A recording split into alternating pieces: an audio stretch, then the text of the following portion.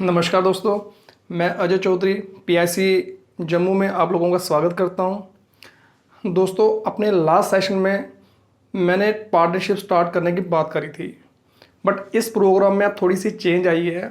अब partnership start ना करके इससे पहले मैं आपको फाइनेंशियल स्टेटमेंट और ट्रायल बैलेंस जो है वो करवाऊँगा, क्योंकि पार्टनरशिप के लिए फाइनेंशियल स्टेटमेंट का आना ज़रूरी है।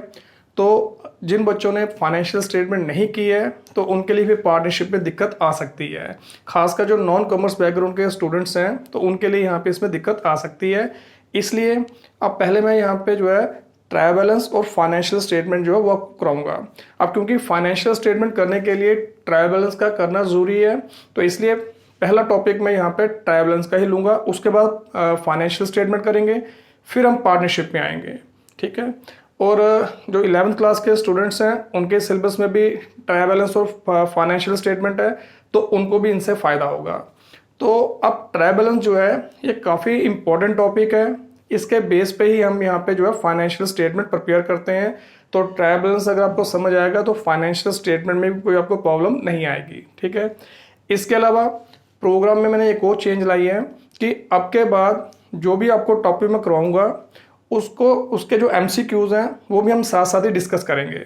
मतलब अगर एक वीडियो में मैंने आपको किसी टॉपिक का थ्योरेटिकल और प्रैक्टिकल पार्ट मैं करवाता हूँ, तो उसके नेक्स्ट वीडियो में हम यहाँ पे उससे रिलेटेड जो MCQs हैं वो डिस्कस करेंगे।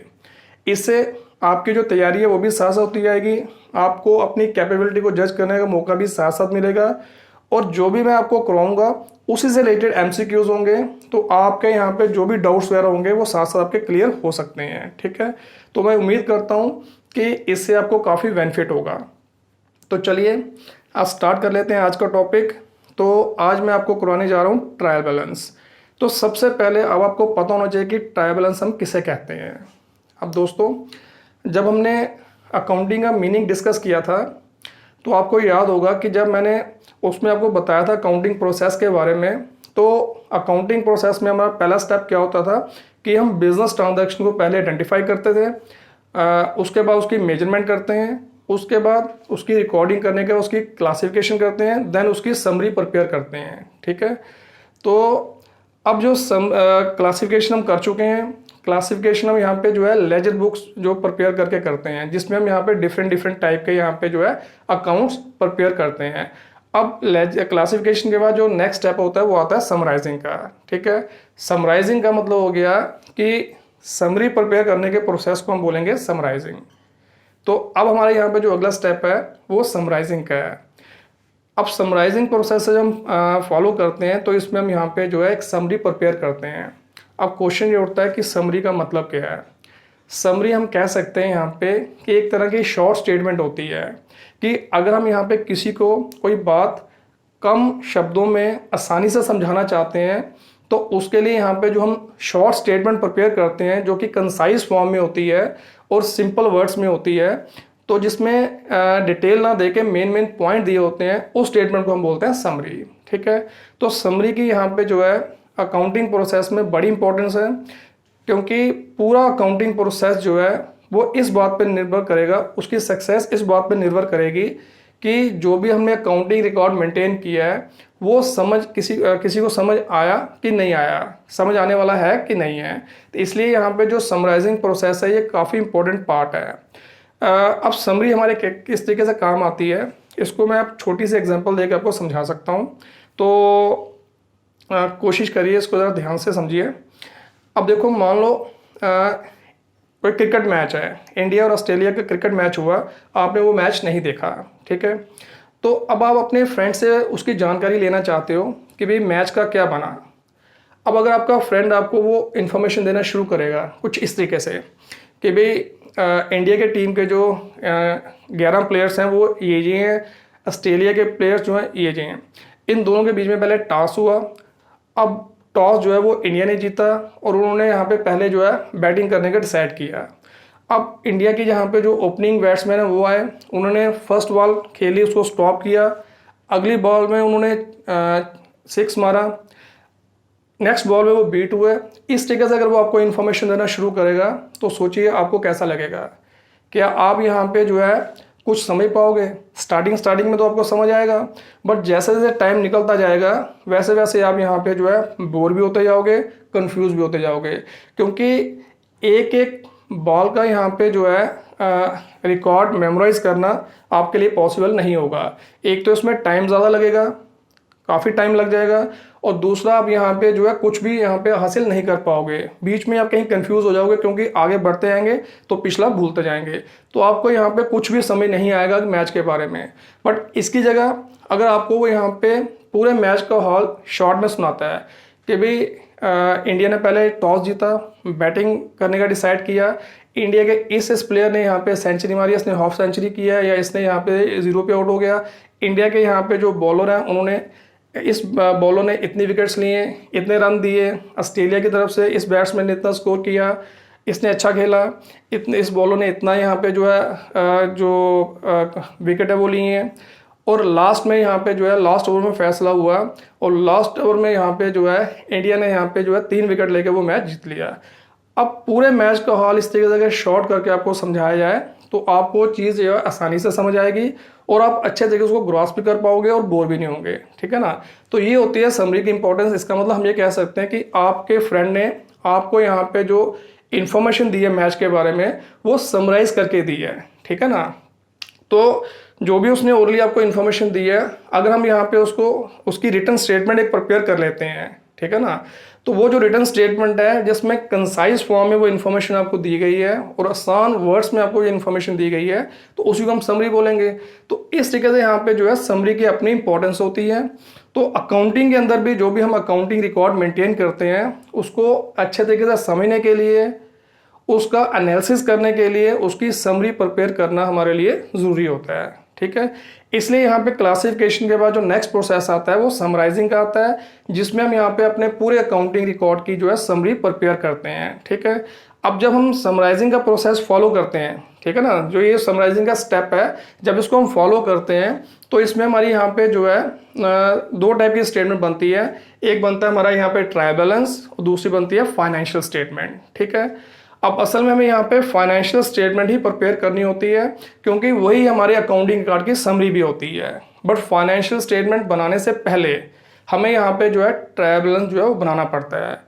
अब ट्रायल बैलेंस क्या होता है ये आपको मैं बाद में बताता हूँ। तो सबसे पहले यहाँ पे जो है इसकी इंपॉर्टेंस को समझते हैं कि ट्रायल बैलेंस जो है क्यों बनाया जाता है।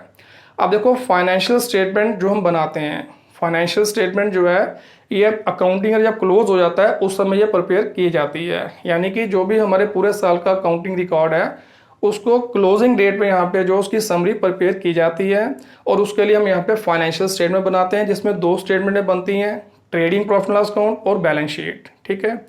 अब ये फाइनेंशियल स्टेटमेंट बनाने से पहले हमें अपने आप को ये एश्योर करना है कि भाई जो हमने अकाउंटिंग रिकॉर्ड मेंटेन किया है उसमें कोई गलती तो नहीं है। अब गलतियां तो कई हो सकती हैं, एरर्स तो कई टाइप की हो सकती हैं। हम कोई ट्रांजैक्शन रिकॉर्ड करना भूल गए, हो सकता है हमने यहाँ पे कोई ट्रांजैक्शन गलत अकाउंट में रिकॉर्ड कर दी, ठीक है ना। तो हो सकता है हमने यहाँ पे कोई जो रूल है वो गलत अप्लाई कर दिया। कई टाइप की गलती हो सकती है, बट इसमें कॉमन मिस्टेक होती है हमारी यहाँ पे प्लस माइनस की। आमतौर पे क्योंकि जब इतना वास्ट अकाउंटिंग रिकॉर्ड हम मेंटेन करते हैं तो कई बार प्लस माइनस करते करते ये आम सी बात है कि उसमें मिस्टेक हो जाती है। तो अब बाकी गलतियों तो क्योंकि गलतियां तो कोई होनी नहीं चाहिए, क्योंकि अगर हम यहाँ पे अकाउंटिंग रिकॉर्ड में मिस्टेक करेंगे तो उसका इम्पैक्ट हमारे यहाँ पे जो है फाइनेंशियल स्टेटमेंट में पड़ेगा, हमारे अकाउंटिंग रिकॉर्ड की समरी में पड़ेगा, वो हमें गलत इन्फॉर्मेशन सप्लाई करेगी, ठीक है। इसलिए हमें यहाँ पे जो है पूरी सावधानी के साथ अकाउंट्स प्रिपेयर करने होते हैं। बट उसके बावजूद भी यहाँ पे ये कॉमन सी एरर है कि कहीं ना कहीं हमारी यहाँ पे प्लस माइनस की मिस्टेक हो सकती है। तो इसलिए यहाँ पे कम से कम अपने आप को ये श्योर करने के लिए कि हमारे यहाँ पे जो अकाउंटिंग रिकॉर्ड हमने मेंटेन किए हैं उसमें कोई अर्थमेटिकल इनएक्यूरेसी तो नहीं है, यानी कि उसमें कोई प्लस माइनस की मिस्टेक तो नहीं है। अपने आप को श्योर करने के लिए फिर हमें ट्रायल बैलेंस की हेल्प लेनी पड़ती है। उसके लिए फिर हम यहाँ पे ट्रायल बैलेंस प्रिपेयर करते हैं ताकि हमें ये पता लगे कि भाई हमारे कहीं अकाउंट में प्लस माइनस की मिस्टेक तो नहीं है, ठीक है।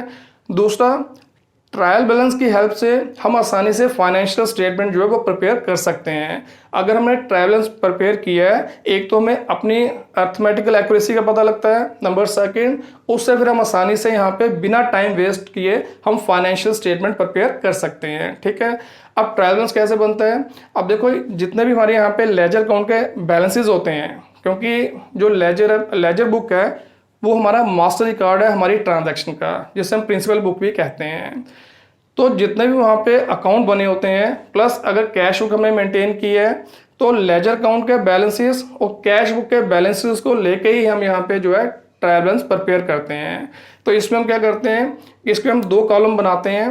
तो एक जितने भी हमारे यहाँ पे लेजर अकाउंट के या कैश बुक के डेबिट बैलेंसेस हैं, जितने भी अकाउंट के डेबिट बैलेंसेस हैं वो एक कॉलम में रखते हैं, और जितने भी अकाउंट के क्रेडिट बैलेंसेस हैं वो दूसरे कॉलम में रखते हैं।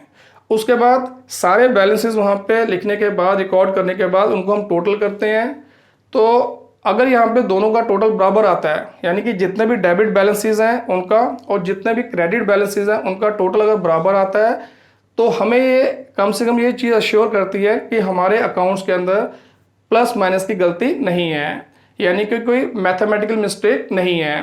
क्योंकि आपको ये पता होगा कि कोई भी ट्रांजैक्शन है उसमें डुअल एक्सपेक्ट होता है। एक ट्रांजैक्शन दो जगह रिकॉर्ड होती है, अगर एक अकाउंट के डेबिट में होती है तो दूसरे अकाउंट के क्रेडिट में होती है।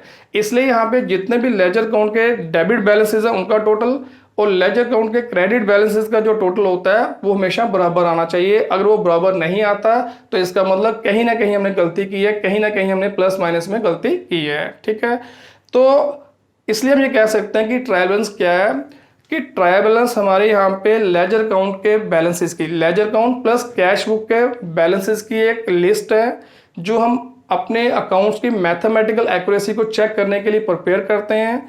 इसमें अमाउंट के दो कॉलम होते हैं, डेबिट बैलेंसेस का और क्रेडिट बैलेंसेस का, और जितने भी लेजर अकाउंट और कैश बुक के यहाँ पे जो डेबिट बैलेंसेस हैं उसको एक तरफ रिकॉर्ड करते हैं और जो क्रेडिट बैलेंसेस है उसको दूसरी तरफ रिकॉर्ड करते हैं। उसके बाद उनको प्लस करके उनको आपस में यहाँ पे जो है मैच करते हैं कि इन दोनों का टोटल बराबर है कि नहीं है, और अगर बराबर आता है तो दैट मीन्स हमारी यहाँ पे लेजर अकाउंट में कोई मैथमेटिकल मिस्टेक नहीं है, और अगर बराबर नहीं आता तो कहीं ना कहीं मैथमेटिकल मिस्टेक है, फिर हम उसको चेक करके यहाँ पे उसको रिमूव करते हैं।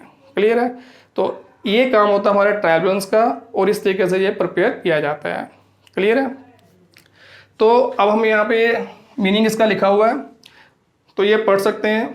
अब जैसे देखो लिखा है, कहता है trial balance is a list of balances of ledger account and cash book. अभी मैंने बताया कि ट्रायल बैलेंस क्या है, कि जो हमारे लेजर अकाउंट और कैश बुक के बैलेंसेस हैं उसकी लिस्ट को हम बोलते हैं trial balance. Ledger accounts having debit balances are written in one column and those showing credit balances are written on other column. कहता है जितने भी लेजर अकाउंट के बैलेंसेस हैं उनमें जो डेबिट बैलेंस है उसको हम यहाँ पे एक कॉलम में लिखते हैं और जो क्रेडिट बैलेंसेस है उसको दूसरे कॉलम में लिखते हैं। The total of both columns must be equal which shows the arithmetical accuracy of books. और दोनों कॉलम्स का यहाँ पे जो टोटल है वो बराबर होना चाहिए, और ये शो करता है कि हमारी यहाँ पे जो बुक्स है वो अर्थमेटिकल करेक्ट है। क्लियर है? ठीक है, तो अब मेरे हिसाब से आपको ट्रायल बैलेंस का मतलब पता लग गया होगा कि ट्रायल बैलेंस क्या होता है और हम यहाँ पे उसको क्यों प्रिपेयर करते हैं। मेन काम हमारा अर्थमेटिकल एक्यूरेसी चेक करने का होता है। क्लियर है? ठीक है, अब इसके अलावा और भी कई सारी मिस्टेक्स होती हैं जो ट्रायल बैलेंस के जरिए हम ट्रेस नहीं कर पाते, उसके लिए अलग से मेथड्स हैं और उसको रेक्टिफाई करने की भी अलग से मेथड है। तो ये अलग टॉपिक है, ये हम बाद में डिस्कस करेंगे।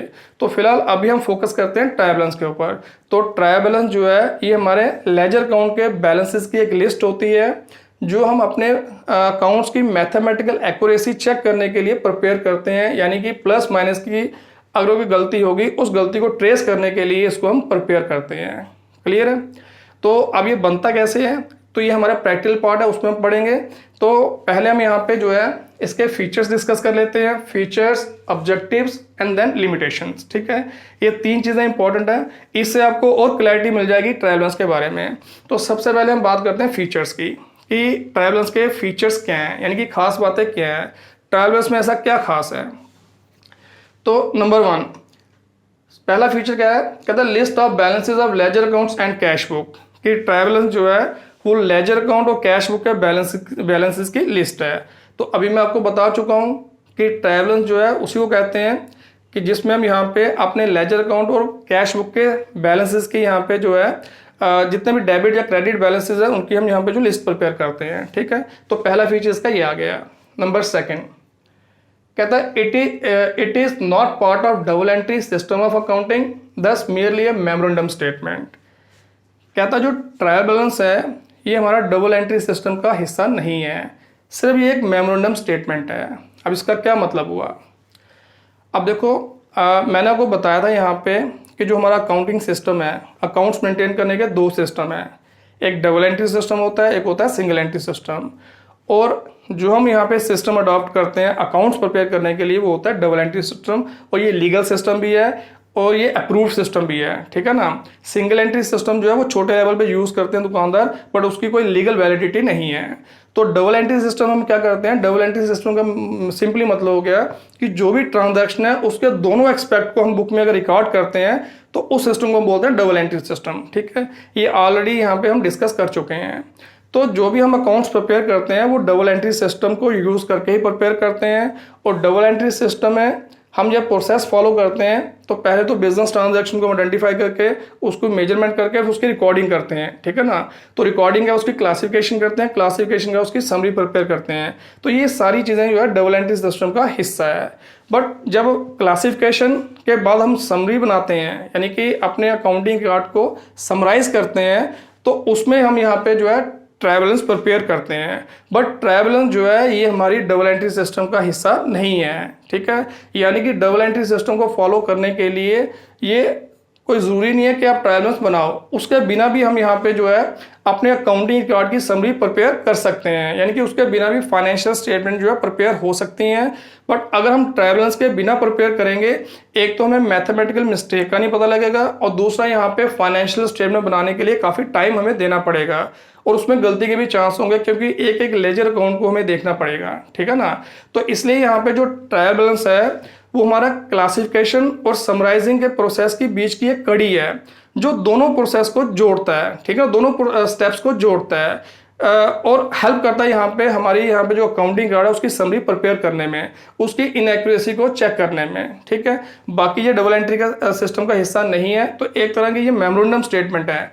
मेमोरेंडम स्टेटमेंट हम कह सकते हैं कि कोई इन्फॉर्मेशन किसी को कम्युनिकेट करने के लिए जो हम स्टेटमेंट प्रिपेयर करते हैं। ठीक है ना, मेमोरी पर्पस के लिए किसी को कोई इन्फॉर्मेशन कम्युनिकेट करते हैं तो उसके लिए इनफॉर्मली अगर कोई हम स्टेटमेंट प्रिपेयर करते हैं ताकि यहाँ पे ये इन्फॉर्मेशन को मिल सके, उसको हम बोलते हैं मेमोरेंडम स्टेटमेंट।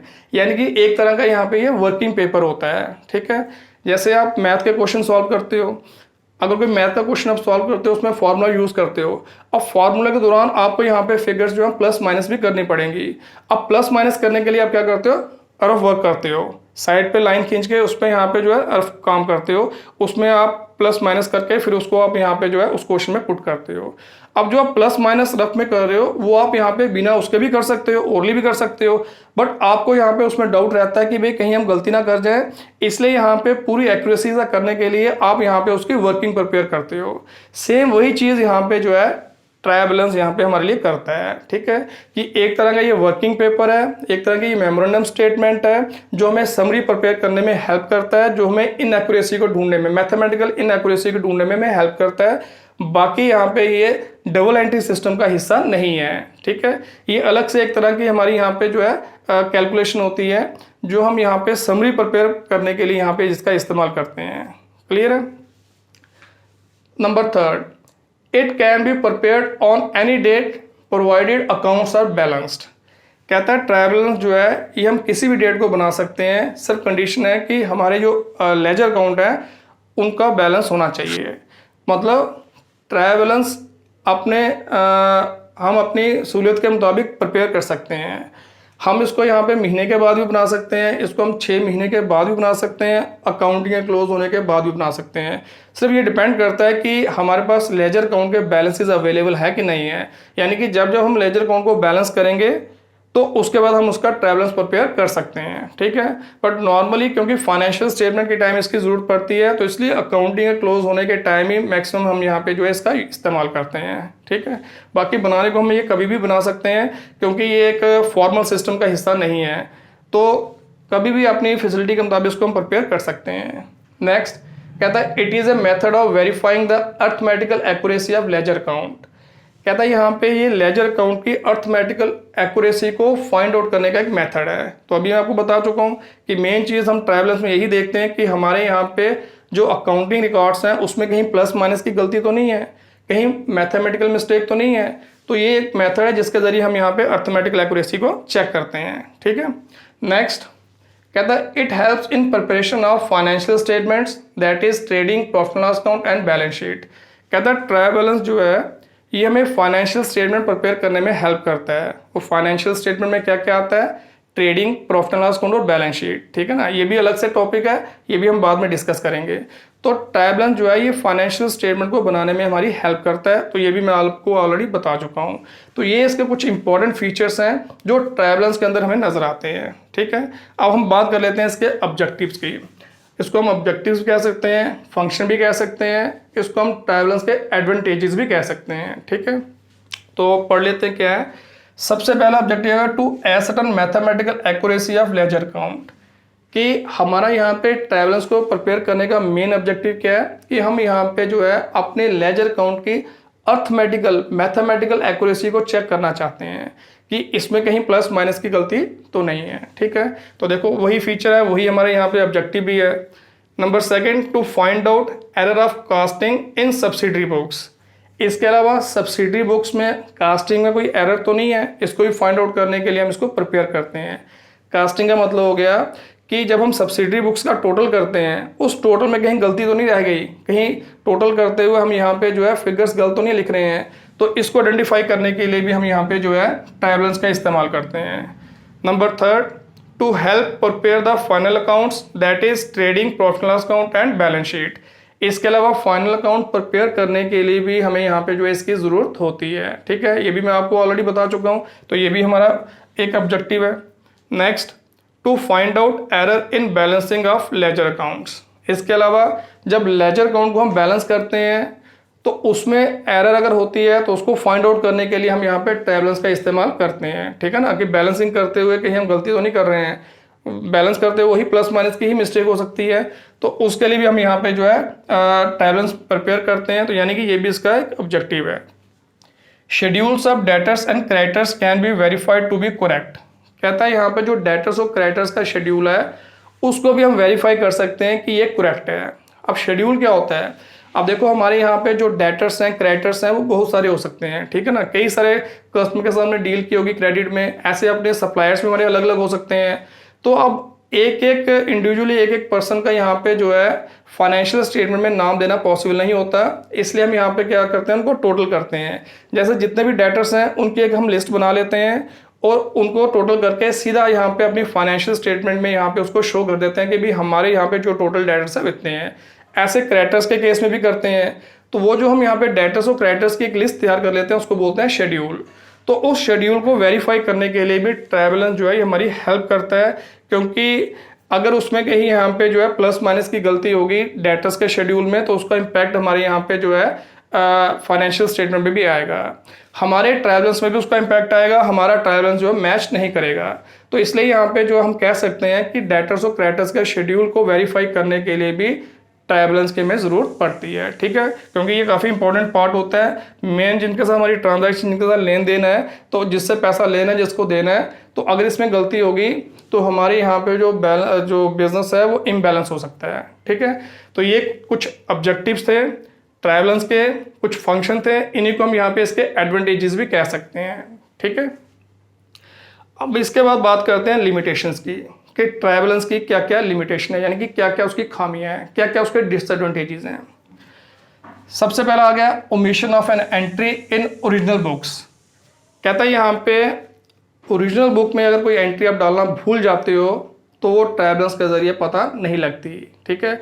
अगर मान लो कोई ट्रांजैक्शन रिकॉर्ड करना हम भूल गए तो उसका ट्रायल बैलेंस पे कोई इम्पैक्ट नहीं पड़ता। ये नहीं है कि ट्रायल बैलेंस मैच नहीं करेगा, क्योंकि जब हमने ट्रांजैक्शन रिकॉर्ड ही नहीं की तो दोनों एक्सपेक्ट जब बाहर रहे तो ट्रायल बैलेंस पे कोई इम्पैक्ट नहीं पड़ेगा। तो इसलिए यहाँ पे जो ओरिजिनल बुक में हमारी यहाँ पे एंट्री छूट गई है वो ट्रायल बैलेंस के ज़रिए हमें पता नहीं लगती। ये भी इसकी एक लिमिटेशन है। Number second, posting an item on the correct side but to the wrong account. कहता अगर आप यहाँ पे किसी ट्रांजैक्शन की पोस्टिंग करेक्ट साइड करते हो बट गलत अकाउंट में करते हो, उसका भी पता ट्रायल बैलेंस के जरिए नहीं लगता।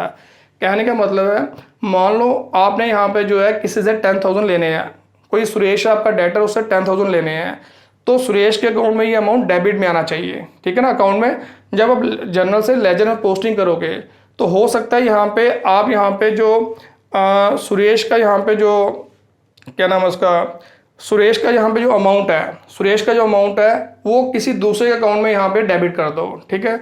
अमाउंट 10,000 है, सुरेश के अकाउंट में डेबिट करना था, बट आपने सुरेश की जगह यहाँ पे मान लो राकेश के अकाउंट में डेबिट कर दिया।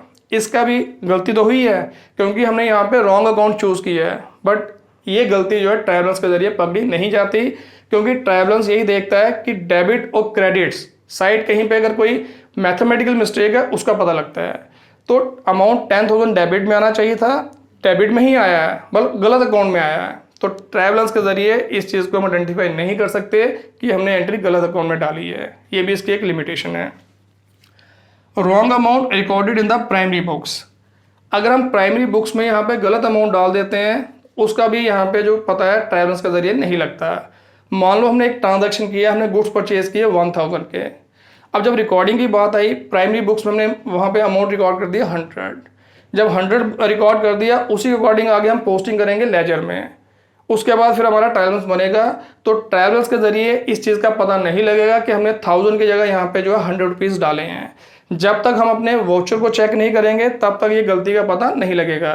तो मतलब ट्रायल बैलेंस के जरिए ये मिस्टेक भी हम ट्रेस नहीं कर सकते, क्योंकि ट्रायल बैलेंस तो उसी बेस पर बनेगा जो हमने रिकॉर्ड किया है।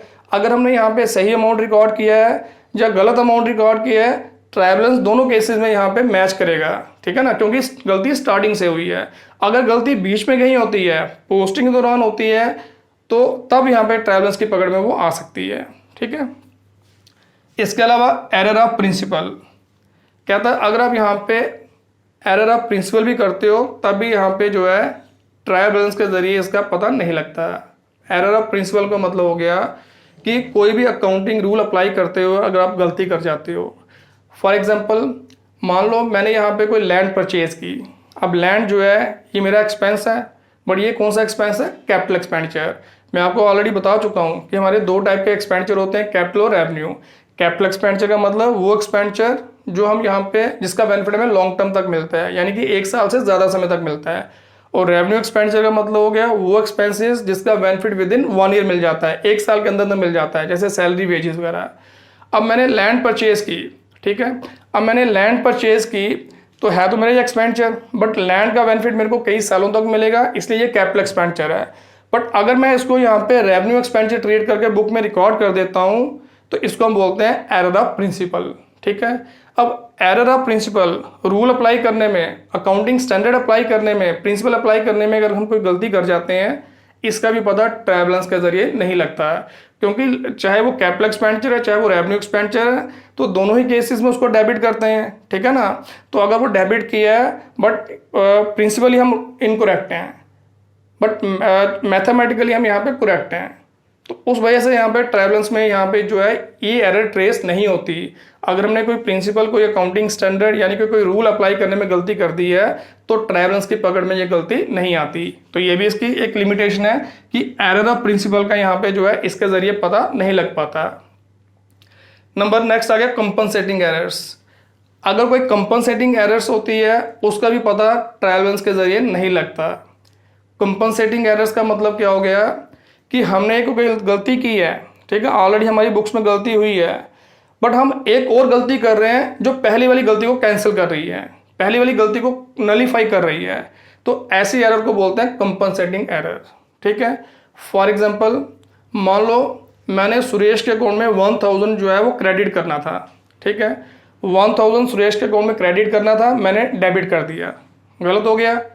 ऐसे ही मैंने यहाँ पे जो है कोई दूसरा कस्टमर है राकेश, उसके अकाउंट में मैंने यहाँ पे जो है 1,000 डेबिट करना था, मैंने उसको अकाउंट में क्रेडिट कर दिया, तो इसका मतलब ये गलती जो है पहली वाली गलती को नलीफाई कर रही है, कैंसिल कर रही है तो दोनों गलतियां हैं, ठीक है ना। बट एक बार 1000 डेबिट होना चाहिए था, एक बार क्रेडिट होना चाहिए था, बट पहली बार वो क्रेडिट होना चाहिए था, दूसरी बार डेबिट होना चाहिए था, तो हमने उल्टा किया है। तो ऐसी जो एरर्स होती हैं इसको हम बोलते हैं कंपनसेटिंग एरर्स। तो इसका भी पता जो है ट्रायल बैलेंस के जरिए नहीं लगता, क्योंकि 1000 एक बार डेबिट होना था, एक बार क्रेडिट होना था, वो दोनों चीज़ें हुई हैं, एक बार डेबिट एक बार क्रेडिट, बट गलत टाइम पे हुई हैं, ठीक है। तो ऐसी एरर का भी हमें ट्रायल बैलेंस के जरिए पता नहीं लगता, तो ये भी इसकी एक लिमिटेशन है। Next, recording both expect of transaction twice in accounting books, कि अगर हम यहाँ पे किसी ट्रांजैक्शन के दोनों एक्सपेक्ट को 2 बार बुक में रिकॉर्ड कर दें, उसका भी पता ट्रायल बैलेंस के जरिए नहीं लगता, ठीक है। मतलब मान लो परचेज की एंट्री हमने 2 बार डाल दी, सेल की एंट्री हमने 2 बार डाल दी, तो जब एंट्री डबल होगी तो उस केस में ट्रायल बैलेंस तो मैच करेगा।